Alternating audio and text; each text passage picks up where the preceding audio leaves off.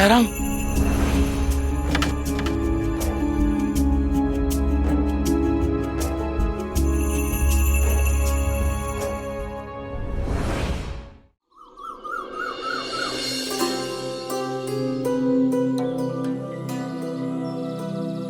आप ऐसे निराश ना होए काका, मैं बात करूंगा ना साई से। नहीं महासपति जी, शायद मुझ में ही कोई कमी होगी, वरना साई मुझे मदद करने से मना क्यों करते। सच कहूं, हैरान तो मैं भी हूं। साई ने कभी भी किसी की मदद करने के लिए मना नहीं किया है, चोर डाकुओं को भी नहीं। फिर आपको क्यों काका? लेकिन यह भी सत्य है कि साई बिना कारण कभी कुछ नहीं कहते, और उनकी बात मान लेने से कभी किसी को नुकसान नहीं हुआ काका। हमेशा लोगों का भला ही हुआ है। साई के दर से कभी कोई खाली हाथ नहीं लौटता। साई केवल श्रद्धा और सबूरी ही चाहते हैं। इसलिए काका, आप भी धैर्य और आस्था बना के रखिए, छोड़िए मत। काका, अभी के लिए आप साई की बात ठीक कहते हैं, मैं साई पे आस्था और धैर्य बनाए रखूंगा। और जब तक साई मेरी मदद नहीं करते, तब तक मैं शिरडी में ही रहूंगा, नहीं लौटूंगा। और महासपति जी, साई ने मुझे द्वारकामाई से जाने के लिए कहा है, शिरडी से नहीं। अगर साई मेरी कोई परीक्षा ले रहे हैं तो मैं भी उस परीक्षा में उत्तीर्ण होकर दिखाऊंगा।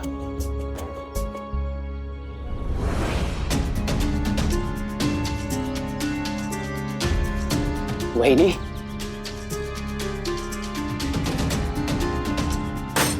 नमस्कार बहनी। नमस्कार। कैसी है आप? मैं अच्छी हूँ। आइए ना, अंदर आइए। हाँ।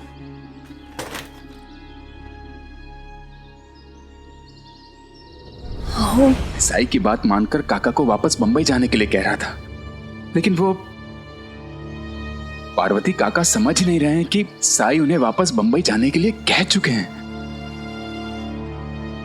साईं की बात ना मानकर कोई मुश्किल तो नहीं आएगी ना?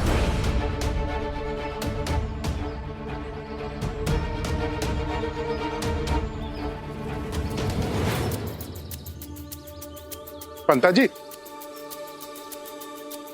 जी कहाँ गए थे आप? सुनार के पास। क्यों? सोने के सिक्के किस लिए?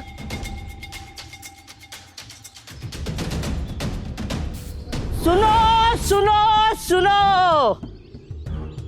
अरे आओ, सुनो सुनो सुनो।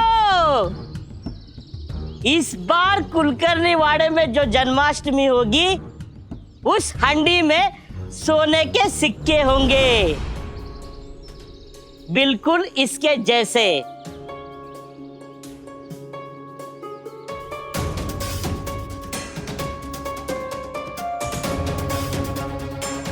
हंडी के फूटते ही सोने के सिक्कों की बरसात होगी, लूट मचेगी, लूट।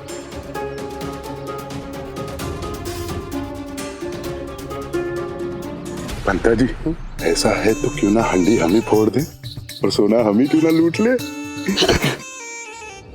ये सोना नहीं है, तांबे के सिक्के हैं। सुनार से बस पानी चढ़वाया है।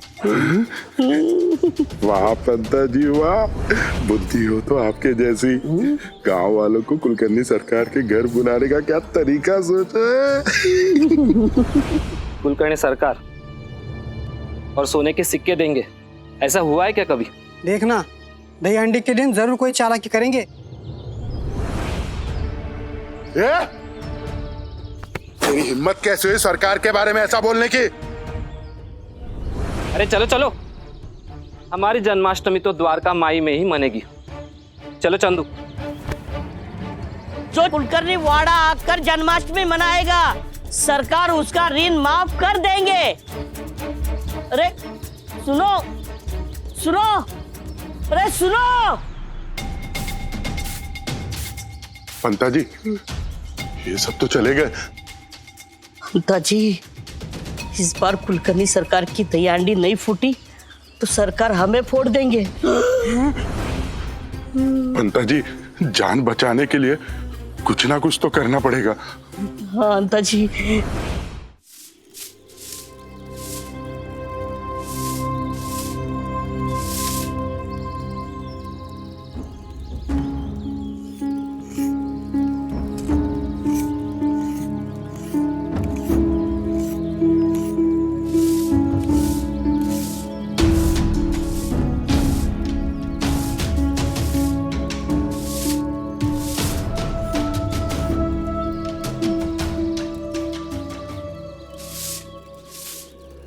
अपने मन में प्रश्नों का बोझ कब तक रखेगी तू? और तू कब से सोचने लगी मुझसे कुछ भी पूछने में?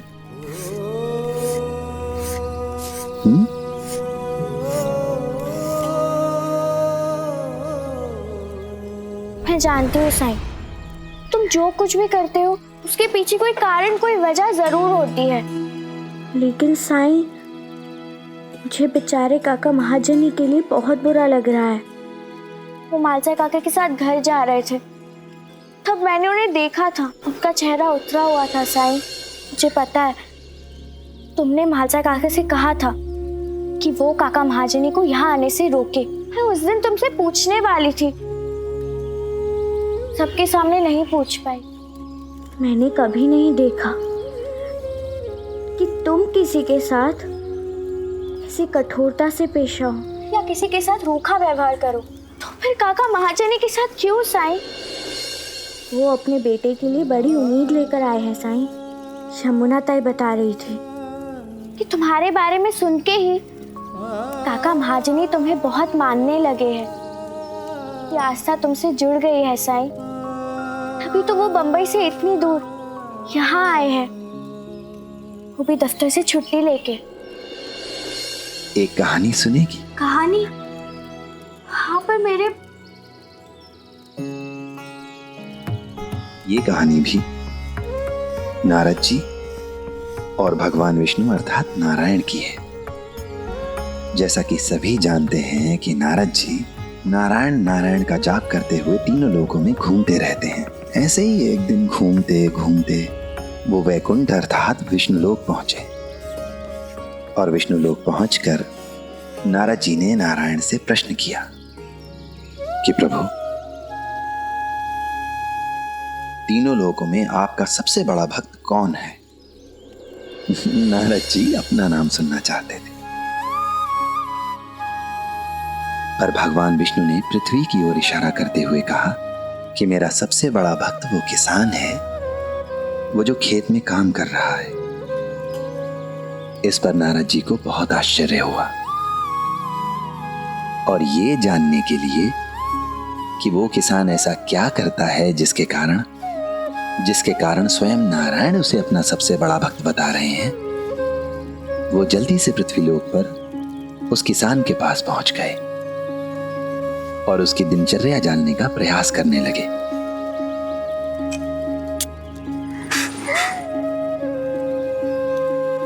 नारद जी ने देखा कि किसान सुबह उठा, गाय को चारा डाला, स्नान आदि से निवृत्त होकर भगवान को याद किया और फिर चला गया खेत पर काम करने के लिए। दिन भर खेत में काम किया, शाम को घर लौटा, परिवार के साथ कुछ समय बिताया, खाना आदि खाया और उसके बाद सोने से पहले फिर से भगवान को याद किया। उसने भगवान को केवल 2 ही बार याद किया था, इसलिए नारद जी चकित हो गए कि इसने तो भगवान को केवल 2 ही बार याद किया है, तो फिर यह भगवान नारायण का सबसे बड़ा भक्त कैसे हो सकता है? और ये सवाल लेकर नारद मुनि जा पहुंचे बैकुंठ नारायण के पास। उनसे जाकर कहा कि नारायण, वो किसान तो दिन में केवल 2 बार आपका नाम लेता है और मैं दिन भर आपका नाम जपता रहता हूं, फिर भी वो मुझसे बेहतर कैसे हो गया? क्यों वो आपको मुझसे ज्यादा प्रिय है? इस पर नारायण मुस्कुराए और बोले, उस किसान की सबसे बड़ी विशेषता ये है कि वो अपने कर्तव्यों को पूरी ईमानदारी और निष्ठा से निभाते हुए मुझे याद करता है। मेरा नाम लेता है, इंसान का सबसे पहला कर्तव्य है उसका कर्म। भक्ति का दिखावा करने से बेहतर है इंसान अपने कर्म को पूरी ईमानदारी, पूरी निष्ठा से करे, क्योंकि ऐसा करके वो भगवान की सेवा ही तो करता है। क्योंकि निस्वार्थ कर्म भी भगवान की पूजा का ही एक रूप है। बहुत अच्छी कहानी है साईं।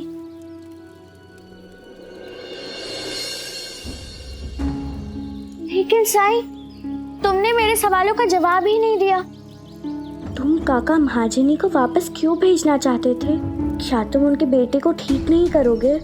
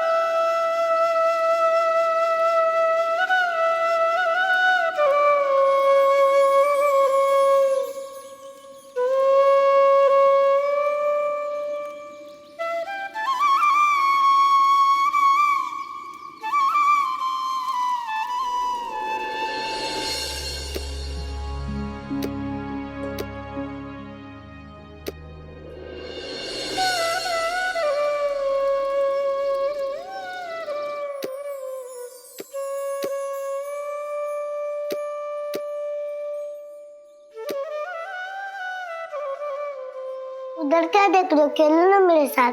बांसुरी बांसुरी।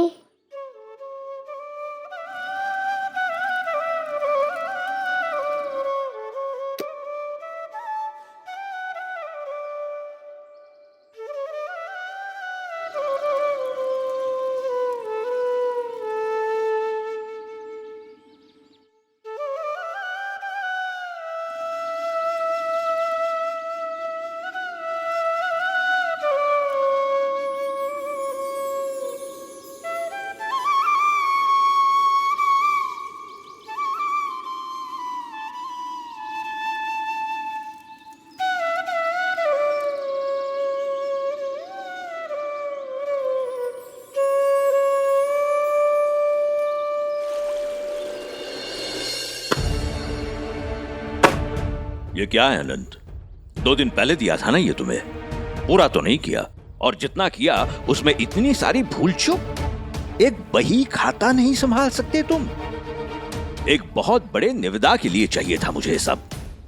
अब मुंह क्यों देख रहे हो मेरा? मैं जानता हूं मैंने आपको निराश किया है, लेकिन पूरे दफ्तर का काम अकेले ही संभालना पड़ता है सेठ जी। रात रात भर जागता हूं पूरा काम निपटाने के लिए, और दिन भर नींद से लड़ता हूं। हो सकता है इसी कारण से कोई गलती हो गई हो। अकेले क्यों काम कर रहे हो? वो काका महाजनी को क्या हो गया? 15 दिन की छुट्टी लेकर गए हैं घूमने।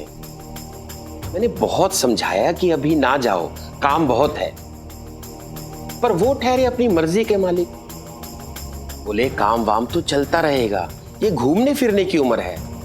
अब भैंस के आगे बीन बजा के कहां कुछ होता है। मैं तो बड़ा मेहनती इंसान समझता था उनको, ऐसा बोल के छुट्टी पे चले गए। सुन के बहुत निराशा हो गई मुझे। ठीक है, आने दो उन्हें, उनसे अब मैं निपटूंगा। जी सेठ जी।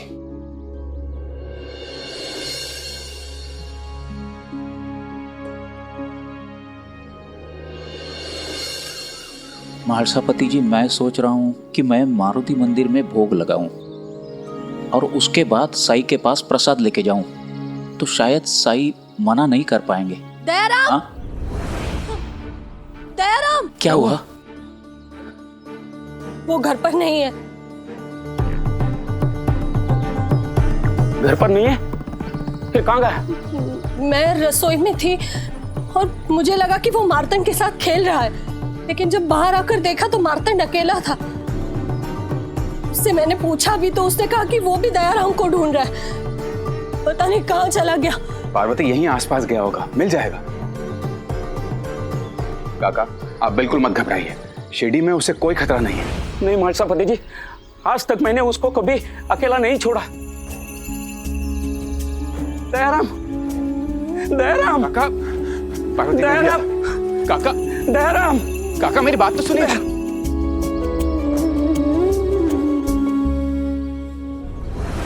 दयाराम, दयाराम, दयाराम, काका, दयाराम, काका मेरी दयाराम, काका मेरी बात सुनिए। दयाराम, काका आप चिंता मत कीजिए, उसे कुछ नहीं होगा काका। काका, काका, काका संभल के, मेरी बात का विश्वास कीजिए, उसे शिरडी में कुछ नहीं होगा। नहीं महासापति जी, उसे पालूंगा तभी आपकी बात पे विश्वास हो पाएगा। दयाराम, दयाराम,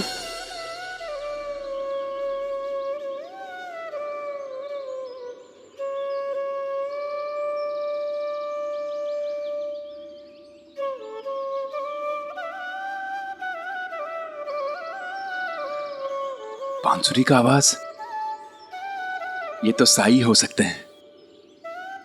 चलिए काका, ये बांसुरी का स्वर हमें द्वारका माई बुला रहा है। चलिए।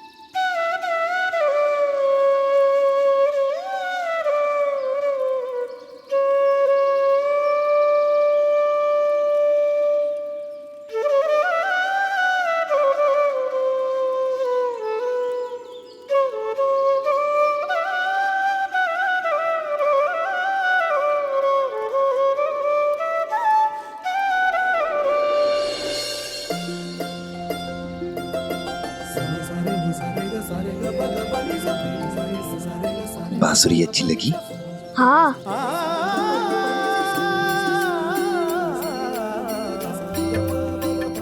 ले लो।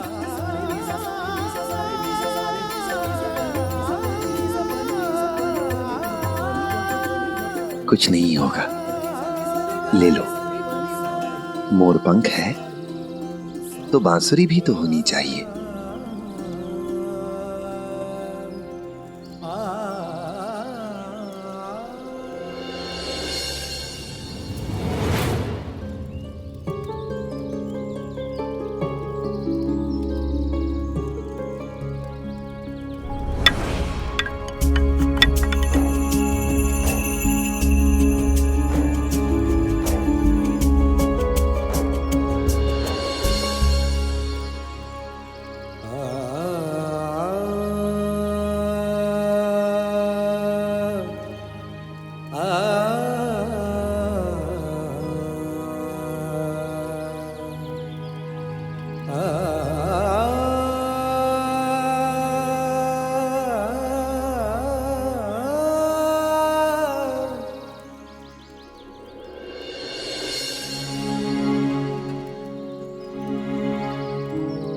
इसे ऐसे पकड़ते हैं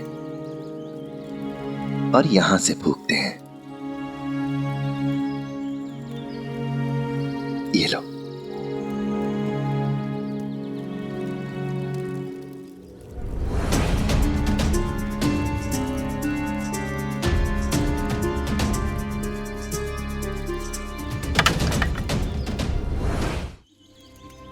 फिर से गिर गई।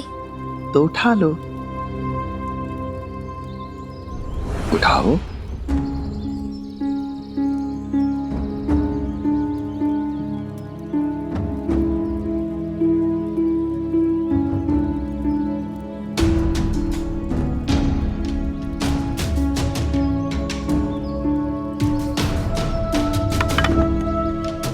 फिर से गिर गई। तो फिर से उठा लो।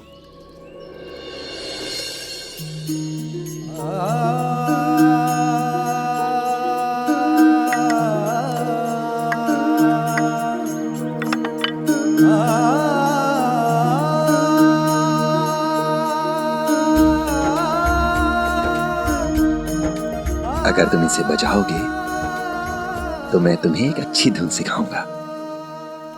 बजाओगे ना?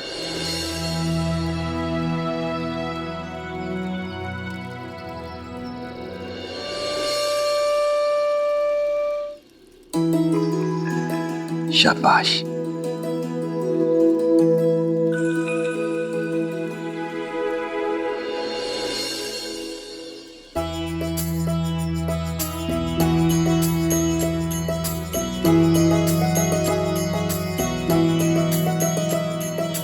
दयाराम,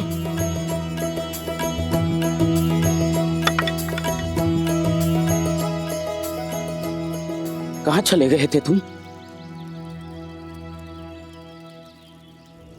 आप अब तक यही? मैंने कहा था ना शिरडी से जाइए। जी सही, आपने कहा था, लेकिन आपने सुनना जरूरी नहीं समझा।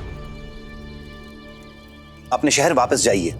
सही, आप क्यों मुझे ऐसे धुतकार रहे हैं? क्या भूल हुई मुझसे? मालसापति जी तो कहते हैं कि आपने चोर डाकुओं के साथ भी ऐसा नहीं किया, उन्हें शरण दी, तो क्या मैं उनसे भी बुरा हूं? मालसापति जी, मैंने आपसे कहा था ना इन्हें यहां मत बुलाइए। आपने बुलाया, फिर मैंने आपसे कहा इन्हें वापस भेज दीजिए, तो फिर ये अभी तक यहां क्यों है? साई, कृपा करके मेरे साथ ऐसा मत कीजिए। बड़ी आस लेकर आया हूं यहां इतनी दूर से। मालसापति जी, इनके वापस जाने का इंतजाम कीजिए।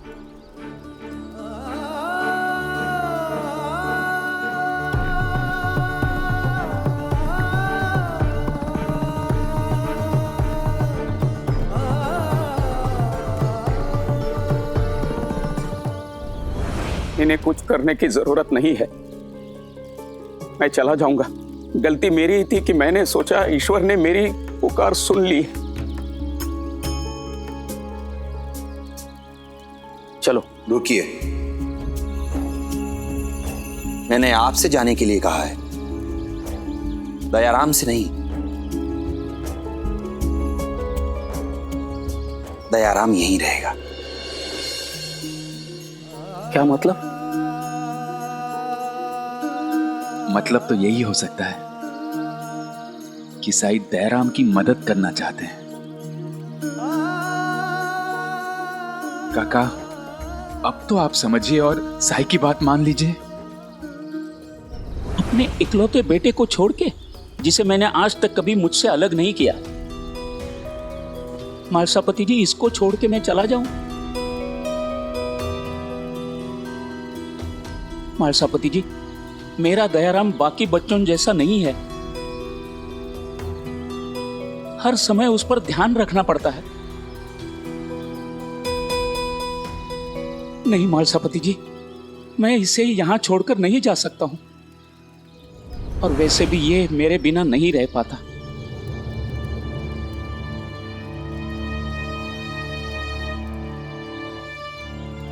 चलो।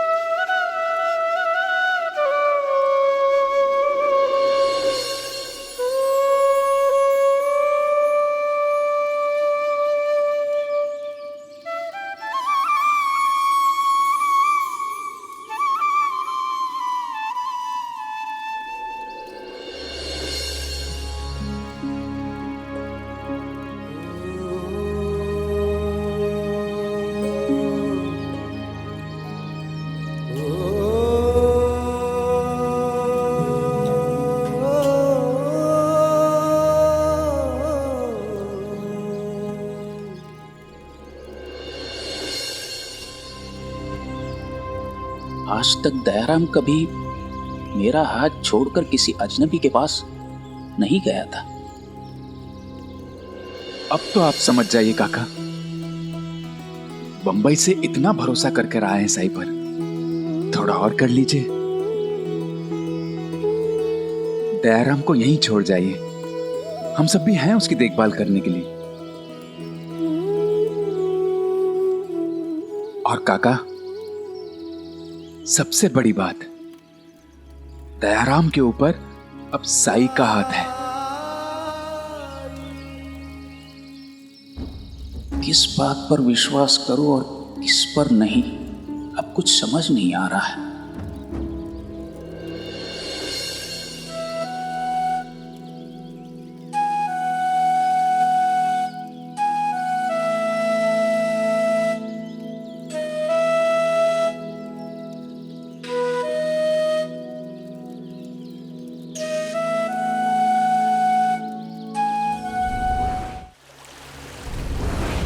दयाराम को अकेला छोड़ा है?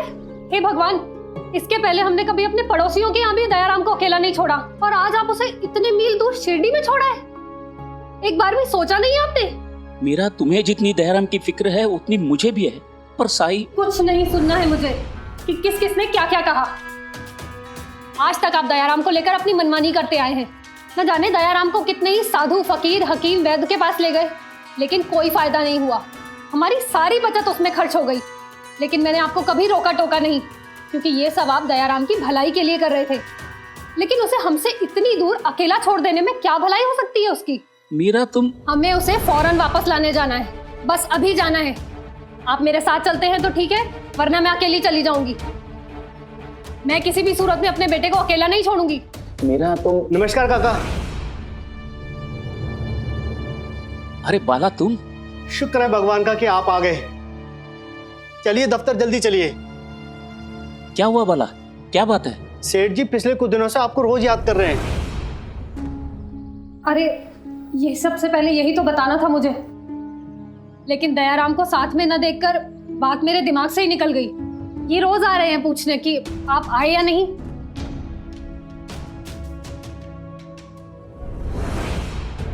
बात क्या है बाला? मुझे ठीक से तो पता नहीं, लेकिन सेठ जी आपसे बहुत नाराज हैं। ठीक है, चलो।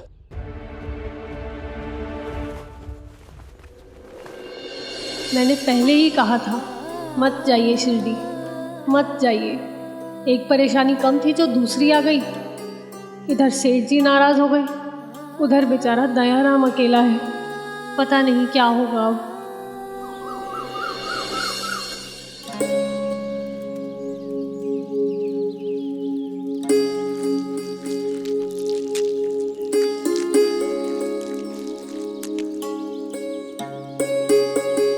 प्रणाम साईं। रोज की तरह आज फिर मैं दयाराम को आपके पास छोड़कर जा रही हूँ। राम जी भला करें।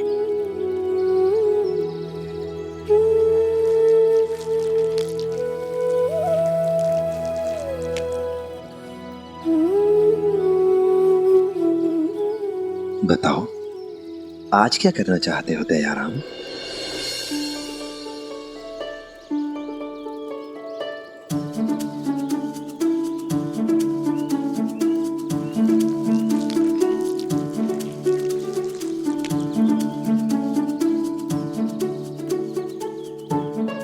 ये लोग दिए बना रहे हैं ना? उस दिन मैं भी दिए बनाने की कोशिश कर रहा था। तो आज भी कोशिश करो और इनके साथ मिलकर दिए बनाओ। परी, निराली, ये दयाराम है, तुम्हारा नया दोस्त, और ये भी दिए बनाने में तुम्हारी मदद करना चाहता है। और इसे दिए बनाना तुम्हें सिखाना होगा। पर याद रहे, जब तुम लोगों ने पहली बार दिए बनाना सीखा था तो शुरुआत कितनी धीमी थी। तुम्हें इसके साथ सबूरी रखनी होगी, धैर्य से पेश आना होगा।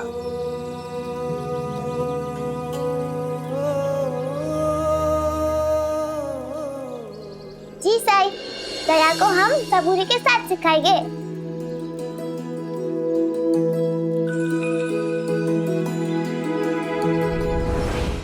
जाओ दयाराम।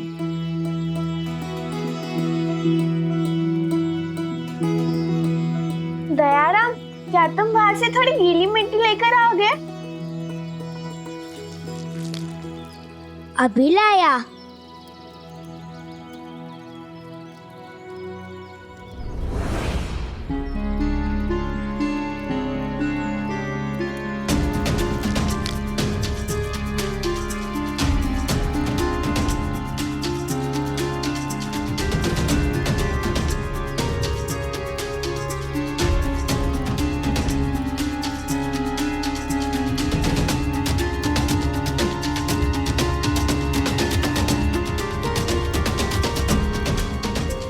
ये क्या? तूने तो सारी मिट्टी नीचे गिरा दी दयाराम। मिट्टी तो है, इसमें क्या फर्क पड़ता है? हमारे पास मिट्टी की कमी है क्या? आओ दयाराम, हम तुम्हें सिखाते हैं कि दिए कैसे बनाए जाते हैं।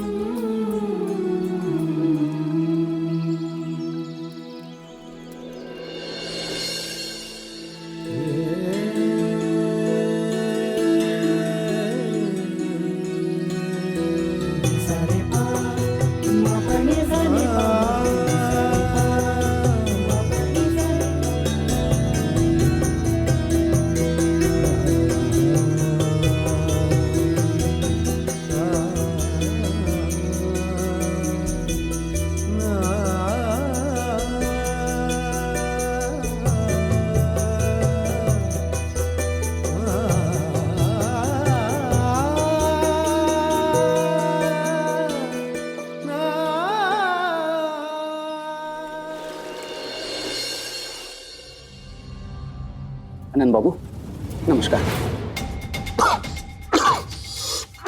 क्या हुआ? पानी लीजिए, पानी। काका आपने तो कहा था कि आप जन्माष्टमी के बाद आओगे। वो मैं बाद में बताऊंगा, पहले आप मुझे ये बताइए कि सेठ जी मुझसे तत्काल क्यों मिलना चाहते हैं?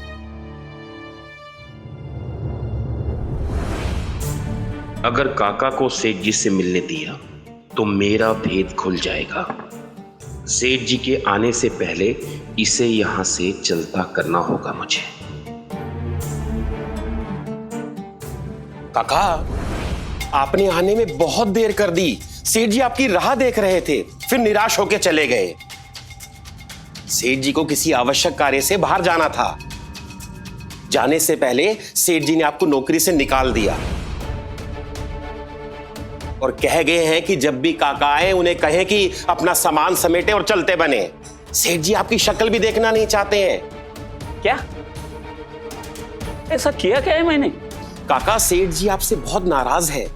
एक तो काम आपने ठीक से नहीं किया, ऊपर से ऐसे समय पे आपने इतनी लंबी छुट्टी ले ली जब दफ्तर में आपकी जरूरत थी महत्वपूर्ण कार्य के लिए।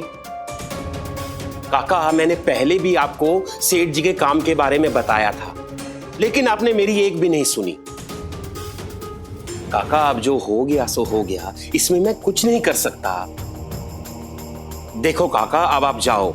सेठ जी अगर यहां आ गए और उन्होंने आपको यहां देख लिया तो वो मुझ पर गुस्सा करेंगे कि मैंने आपको जाने के लिए क्यों नहीं कहा। लेकिन आनंद बाबू, मेरी अनुपस्थिति से सेठ जी का काम बिगड़ ही नहीं सकता। आपने मुझे कहा पूरे साल का लेखा जोखा बही खाता पूरा करके दे दो। मैंने वो बही खाता आपको पूरा करके दे दिया। उसके बाद मेरा काम निपटा के मैं चला गया, वो भी आपसे छुट्टी लेकर गया था। देखिए काका, मैं सेठ जी का निर्णय नहीं बदल सकता। अब अच्छा यही होगा, आप अपना सामान समेटिए और जाइए यहां से। मुझे बहुत काम है काका।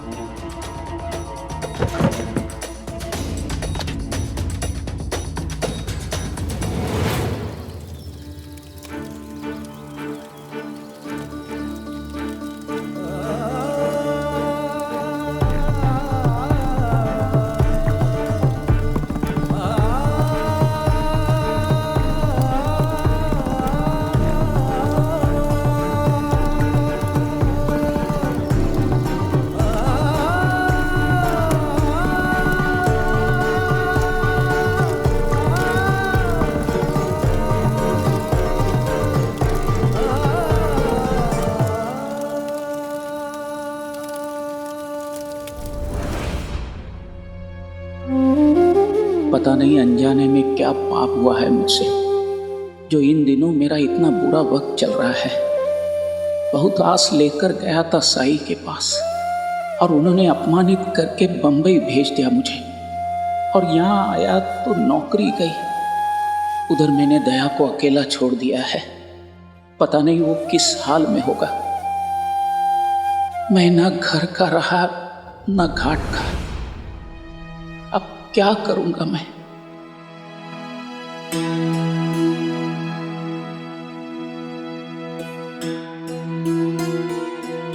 काका, और कितना समय लगाओगे? जल्दी से आप अपना सामान समेटिए और जाइए यहां से। मेरे पास सारा दिन नहीं है आपके लिए।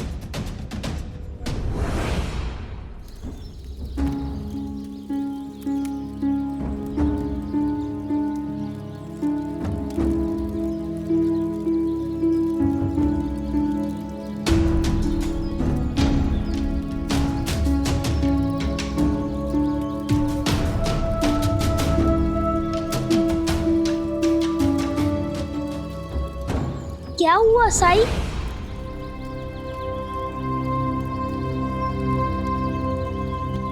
मुझे ये बातें रखने के लिए कागज चाहिए। कागज? हाँ, याद आया। जिप्री दीदी झंडे बनाने के लिए पुराने दुपट्टे के साथ कुछ कागज भी लाई थी।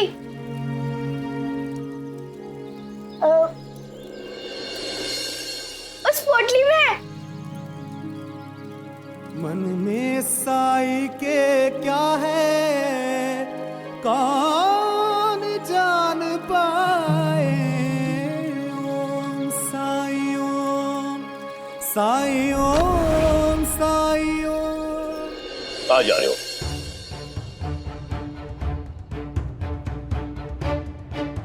राजा ने बताया नहीं तुम्हें मैं तुमसे मिलना चाहता हूं? मुझे तो लगा आपने नौकरी से निकाल दिया है। निकाल ही देना चाहिए था। एक तो काम अधूरा छोड़ते हो और उसके ऊपर ऐन मौके पे छुट्टी ले ली। आपको मेरे दफ्तर में काम करते हुए बरसों बीत गए हैं काका, इसके बावजूद आपको मेरे दफ्तर के प्रति कोई निष्ठा नहीं है, कोई वफादारी नहीं है, कोई जिम्मेदारी नहीं है। काम को आधा छोड़ के जा कैसे सकते हैं आप? नहीं सेठ जी, मैंने कभी मेरा काम अधूरा नहीं छोड़ा। पूरे साल का हिसाब किताब किया है मैंने, और जाने से पहले सब आनंद बाबू को सौंप के गया मैं। हे भगवान, बुरे फंसे। काका ने तो सेठ जी को सब कुछ बता दिया, अब क्या करूं?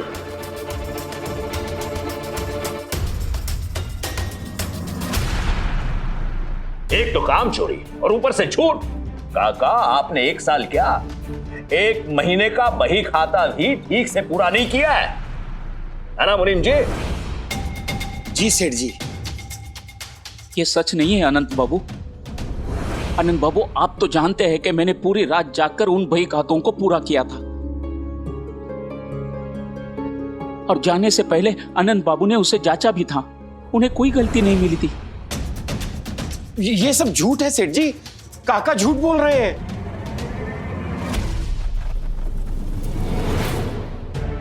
ठीक है, दूध का दूध और पानी का पानी अभी हो जाएगा। मुनीम जी। जी। उस दिन जो बही खाता मुझे दिखाया था, चलाइए तो। जी। ये लीजिए सेठ जी। देखिए काका,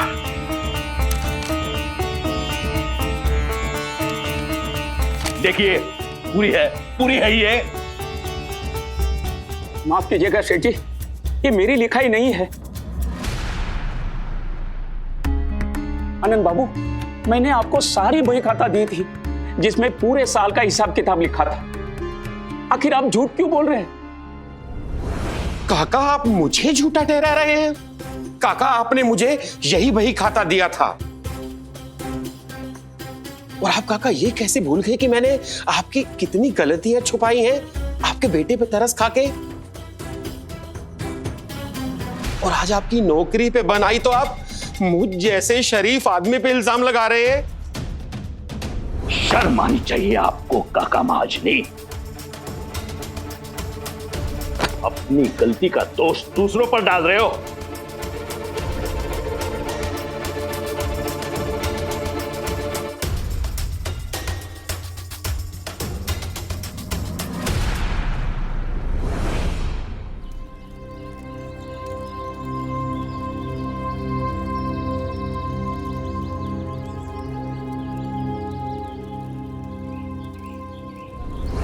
निराली, साईं ने थोड़ी देर पहले कागज मांगा था और जब बताया तो वो ले ही नहीं रहे। पता नहीं किस सोच में गुम है।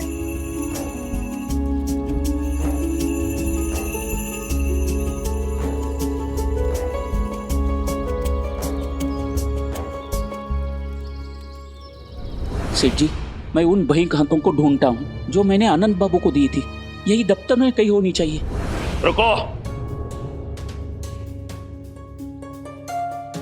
आप दोबारा मेरे इस दफ्तर में कदम नहीं रखोगे काका। मैं पहले यह सोच रहा था कि आपको एक कड़ी चेतावनी देकर छोड़ दूं, या फिर जितने दिन आप अनुपस्थित रहे उतने दिनों की तनख्वाह काट दूं। लेकिन नहीं, मैंने ये प्रत्यक्ष देखा है कि आप अपने दोष दूसरों पर मढ़ते हो और एक के बाद एक झूठ बोलते हो। इससे यही सिद्ध होता है कि आप सिर्फ कामचोर ही नहीं बल्कि एक बुरी प्रवृत्ति के इंसान हैं आप।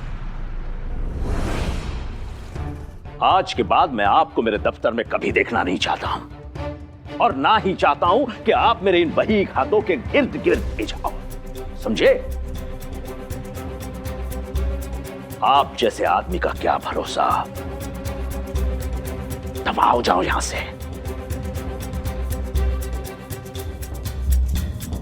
जैसे आप कहे सेठ जी, मेरी निर्दोषिता साबित करने के लिए मेरे पास कोई साक्ष्य नहीं है, ना ही कोई सबूत है इस समय। इसलिए जा रहा हूं यहां से। लेकिन अगर कहीं भगवान है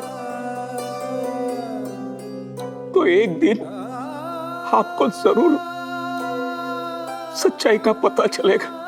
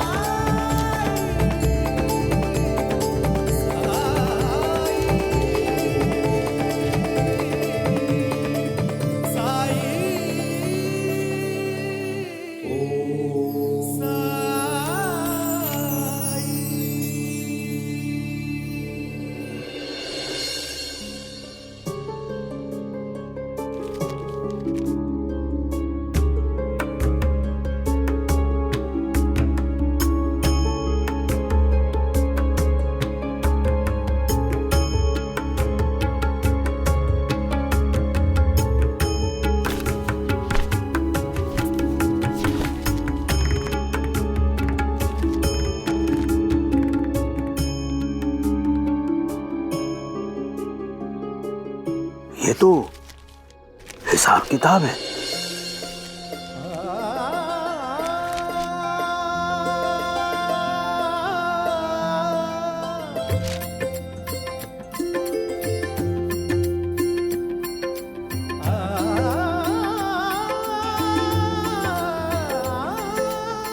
यही तो देकर गया था मैं आनंद बाबू को। ये मेरी लिखाई है सेठ जी।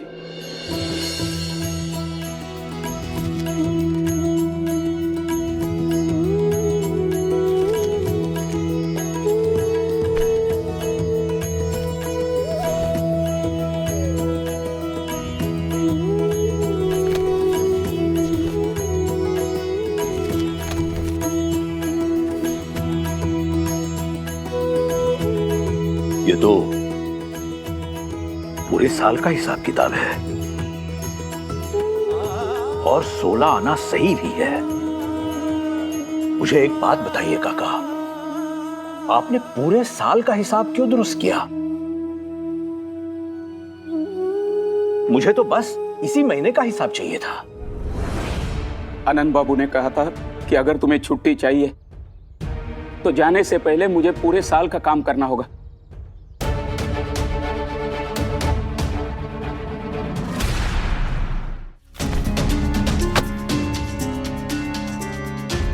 सेठ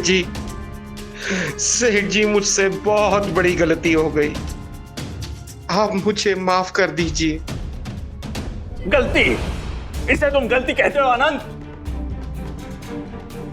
आज तुम्हारे कारण एक सच्चे, नेक, ईमानदार और मेहनती इंसान की नौकरी जा रही थी। हमारे पास आने वाला एक नया काम हमारे हाथों से निकल रहा था। बस हो गया आनंद, मैं अभी इसी वक्त तुम्हें इस नौकरी से बर्खास्त कर रहा हूं। नहीं सेठ जी, क्षमा कर दीजिए। काका, काका आप मुझे माफ कर दीजिए काका। काका अब मुझे एहसास हुआ कि किसी की नौकरी जाना कैसा होता है। क्षमा कर दीजिए काका।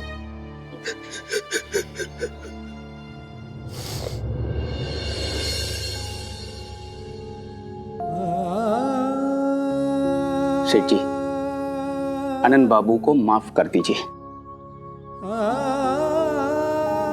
उनके घर में भी बाल बच्चे हैं और मैं नहीं चाहूंगा कि मेरे किसी दुश्मन को भी उस निराशा, उस मायूसी को महसूस करना पड़े जो थोड़ी देर पहले मैं कर रहा था। नौकरी जाने के बाद मुझे यह सूझ ही नहीं रहा था कि मैं मेरे परिवार का भरण पोषण कैसे करूंगा। सीखिए, सीखिए इनसे कुछ। मैं तुम्हें नौकरी से नहीं निकालूंगा, लेकिन तुम्हारी गलती का एहसास तुम्हें कराना बहुत जरूरी है। आज से तुम्हें काका महाजनी के हाथ के नीचे काम करना होगा।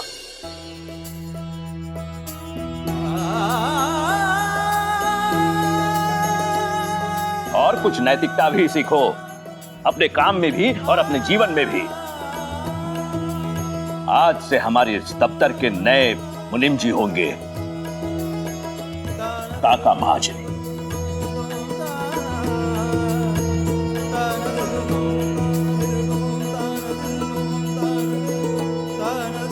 काका, आपने अपनी छुट्टी के लिए बहुत मेहनत की है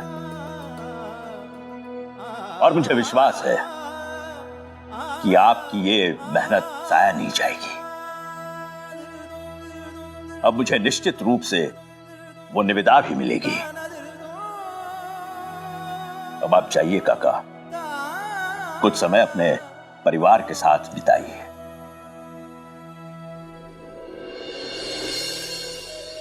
जाते जाते ये पैसे भी ले लीजिए। सेठ जी, नहीं, कोई एहसान नहीं है ये पारिश्रमिक है जो ज्यादा वक्त आपने काम किया उसका। ले लीजिए।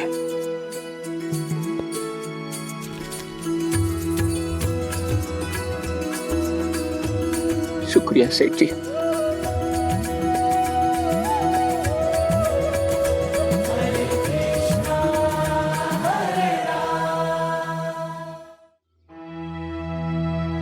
काका, आप मुझे क्षमा कर दीजिए।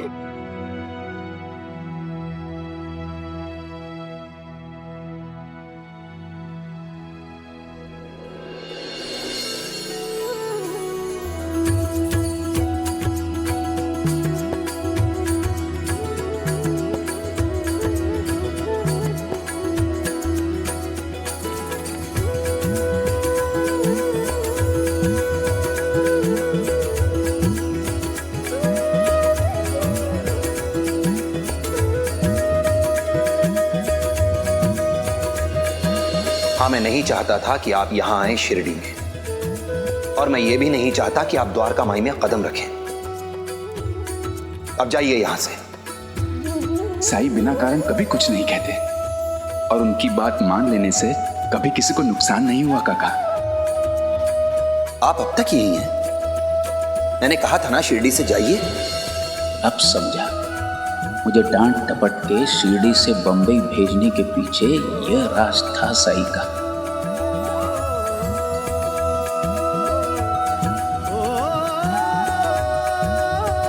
धन्य है आप साई। अब तो मेरी आस्था और बढ़ गई, मेरा विश्वास और बढ़ गया कि आप ही मेरे दयाराम को ठीक करेंगे। जब कठिनाई छाई तू ही याद आया, भटके राही को तूने रास्ता दिखाया, तूने भक्तों का बेड़ा पार लगाया। तेरी महिमा मेरे साई कौन जान पाया। ओम साई ओम साई ओम साई ओम साई ओम साई ओम साई ओम।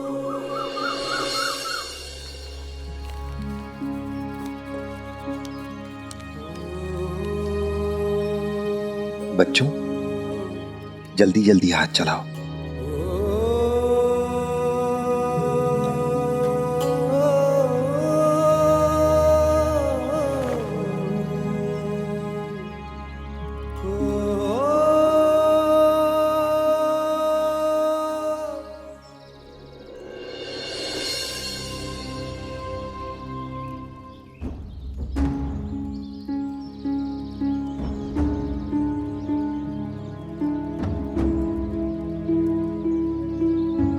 कोशिश करते रहो।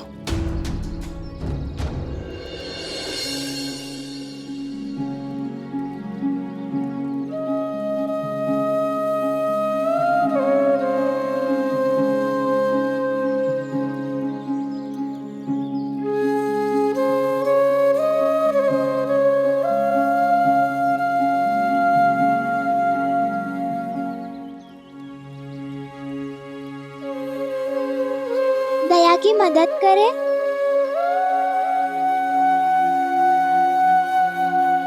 नहीं, साई ने कहा उसे खुद कोशिश करनी है।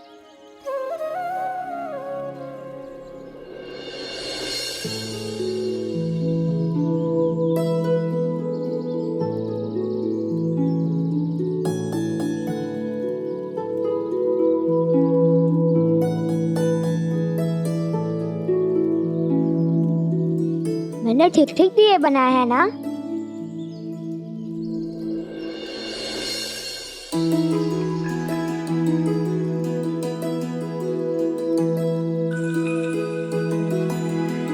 हाँ, ये ठीक है, हम इसका इस्तेमाल कर सकते हैं।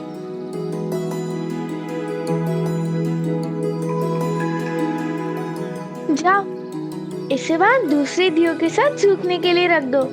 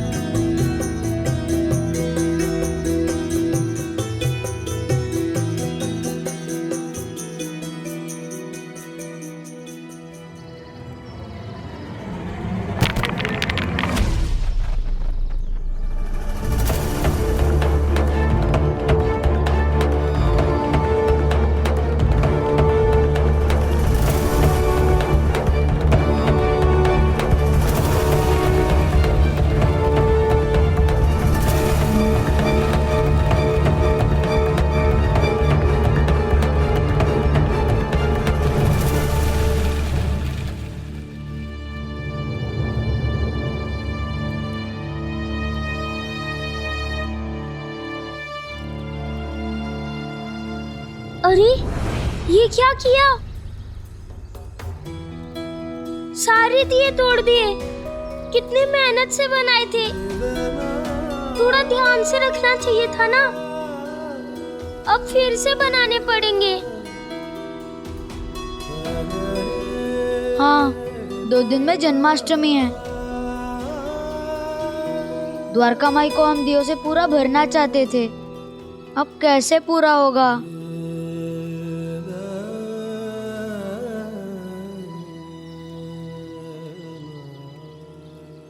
बच्चों, हाथ धोकर मेरे पास आओ।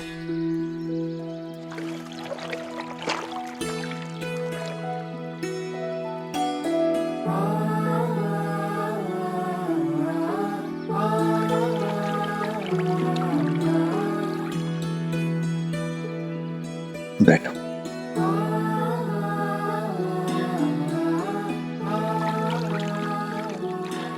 दया, तुम भी यहाँ आओ।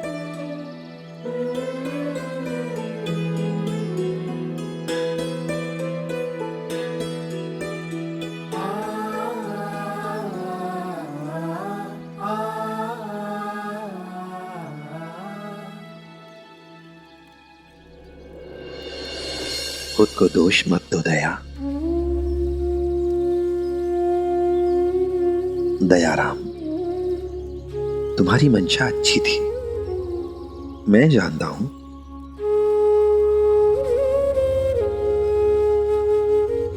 बच्चों, दयाराम केवल तुम्हारी मदद करना चाहता था। और मैंने क्या सिखाया था तुम लोगों को? कि हमें हमेशा दूसरों के इरादे देखने चाहिए, उसकी भावना देखनी चाहिए।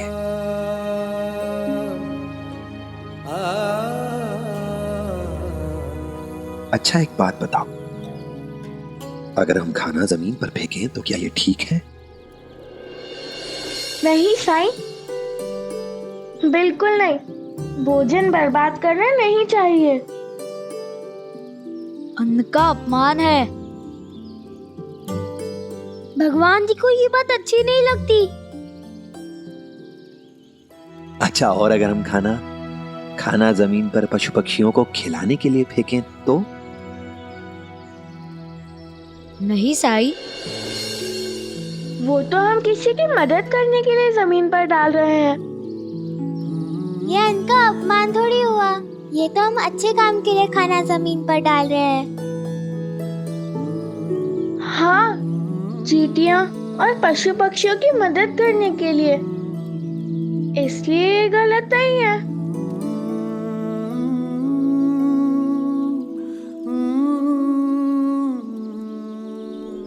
हम समझ गए साईं।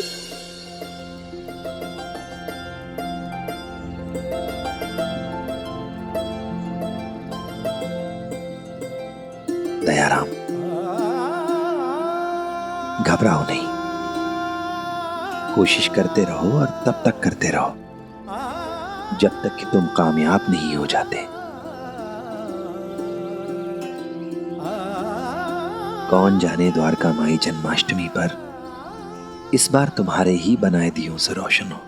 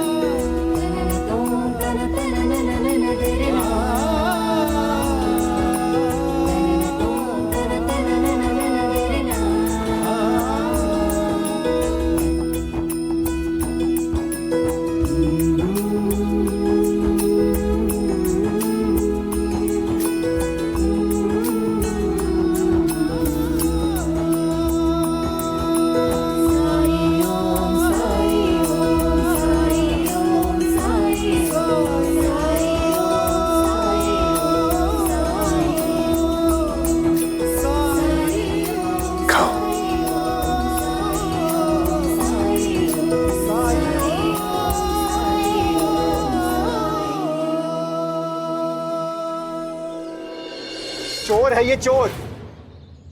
क्या काका, आपने चोरी की है? नहीं नहीं बेटा, मैंने कोई चोरी नहीं की। चोर कभी कहता है कि उसने चोरी की है? मैं बताता हूँ इसकी सच्चाई। असल में ये गाड़ीवान है, बैलगाड़ी लेकर शिरडी आ रहा था। तो मेरे समधी जी ने इस पे भरोसा करके इसके हाथों एक पोटली में पैसे भिजवाए थे, और जब मुझे इसने पोटली दी तो देखो क्या है इसके अंदर।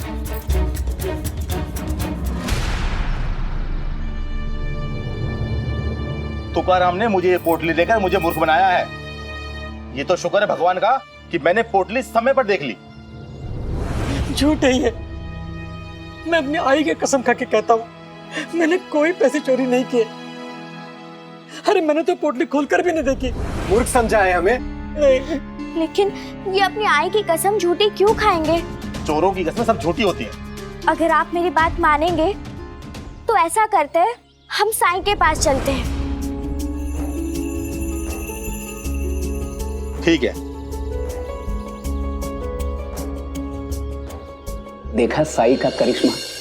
तुम चाहती थी ना कि मुझे तरक्की मिले, तो लो मेरी पदोन्नति हो गई। मेरा अब मैं मुनीम हूं अपने दफ्तर का। लेकिन मैं तो आपको मना ही कर रही थी जाने से। अगर आप नहीं भी चाहते तो भी ये तो होना ही था। मीरा, तुम समझ नहीं रही हो। मेरे यहाँ न होने के कारण ही आनंद बाबू ने उनकी गलतियों का सारा दोष मुझ पर डाल दिया और सेठ जी की नजर में मुझे गलत साबित कर दिया। अगर मैं यहाँ होता तो आनंद बाबू ये सब कुछ नहीं कर पाते और ना ही सेठ जी उनका झूठ पकड़कर मेरी मेहनत का, मेरी निष्ठा का प्रमाण देख पाते।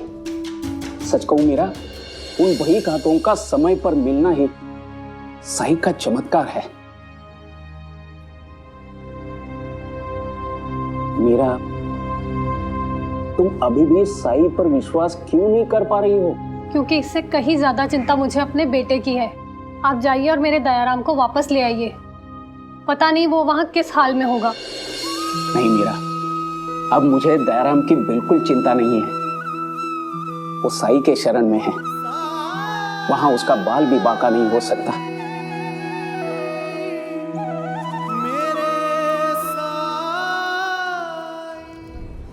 धार्मिक वीडियो सबसे पहले देखने के लिए हमारे चैनल को सब्सक्राइब करें और बेल आइकन दबाएं।